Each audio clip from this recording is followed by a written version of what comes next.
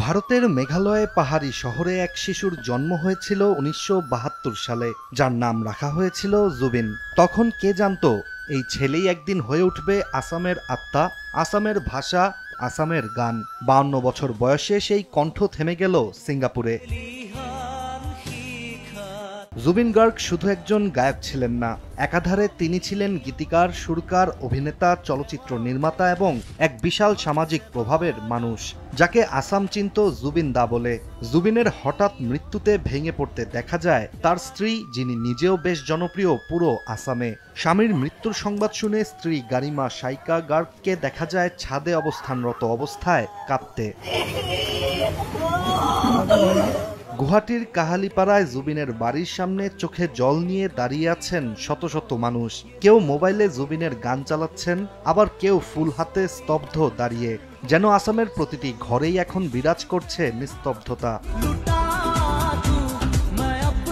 ভারতের স্থানীয় একাধিক গণমাধ্যমের তথ্য অনুযায়ী জুবিন কয়েকদিন ধরে ছিলেন সিঙ্গাপুরে নর্থ ইস্ট ইন্ডিয়া ফেস্টিভ্যালে ভারতের সাংস্কৃতিক দূত হিসেবে। আর ১৯ সেপ্টেম্বর দুপুর ২টা ৩০ সিঙ্গাপুর জেনারেল হাসপাতালে শেষ নিঃশ্বাস ত্যাগ করেন তিনি। সংগঠকদের তরফ থেকে জানানো হয়েছে, ইয়ট ভ্রমণের সময় স্কুবা ডাইভ করতে গিয়ে শ্বাসকষ্ট দেখা দেয় জুবিনের। দ্রুত তাকে হাসপাতালে নেওয়া হলেও জুবিনকে আর ফেরানো যায়নি। এদিকে তার মৃত্যুর পর আসাম সরকার জানিয়েছে জুবিনের দেহ ফিরিয়ে আনার প্রক্রিয়া শুরু হয়েছে। এছাড়া রাজ্যের মুখ্যমন্ত্রী হিমন্ত বিশ্ব শর্মা শোক প্রকাশ করে জানিয়েছেন, আসাম নিজের প্রিয়তম সন্তানদের একজনকে হারিয়েছে। তিনি আরো বলেন, জুবিনের কণ্ঠ মানুষের মনে জাগিয়ে তুলত আগুন, তার সুর মানুষকে নাড়িয়ে দিত অন্তরে অন্তরে। অন্যদিকে জুবিনের মৃত্যুতে শোকবার্তা জানিয়েছেন ভারতের প্রধানমন্ত্রী নরেন্দ্র মোদী ও বিরোধী দলের নেতা রাহুল গান্ধীও। এছাড়া জুবিনের মৃত্যুতে শোকের ছায়া নেমেছে ভারতের শোবিজ অঙ্গনেও। জুবিনের ক্যারিয়ার ছিল অনেকটাই রোমাঞ্চকর। ৯০-এর দশকে অনামিকা অ্যালবাম দিয়ে যাত্রা শুরু করেন তিনি।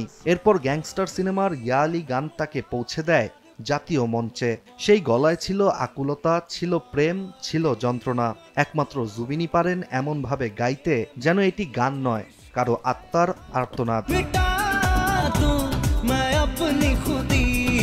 তবে শুধু গানেই থেমেছিলেন না তিনি, তুলেছেন প্রতিবাদের কণ্ঠস্বরও। ২০১৯ সালে নাগরিকত্ব সংশোধনী বিলের বিরুদ্ধে যখন গোটা আসাম উত্তাল, তখন জুবিনও ছিলেন রাস্তায়। মুখ্যমন্ত্রীকে চিঠি লিখে জানিয়েছিলেন নিজের আপত্তি, প্রকাশ্যে ঘোষণা দিয়েছিলেন প্রয়োজনে আন্দোলন গড়ে তুলবেন তিনি। আর সেই সময় তার মতো একজন জনপ্রিয় শিল্পীর এমন অবস্থান ছিল সাহসিকতার প্রতীক। আজ সেই মানুষটিকে নিয়ে স্মৃতি খুঁজছে পুরো আসাম। তাকে নিয়েই গল্প করছেন যুবক যুবতীরা, যারা তার গান শুনেই বড় হয়েছেন। তবে হাজারো স্মৃতি থাকলেও তার শূন্যতা থেকেই যাবে। জুবিন নিজের গান দিয়ে ভাষা, সংস্কৃতি আর প্রতিবাদ তিনটিকেই এক সূত্রে বেঁধেছিলেন। আজ সেই সুর থেমে গেছে, কিন্তু তার ছায়া চিরতরে থাকবে ভক্তদের কণ্ঠে, মঞ্চে ও হৃদয়ে। ইশতিয়াক হোসেন, দেশ টিভি।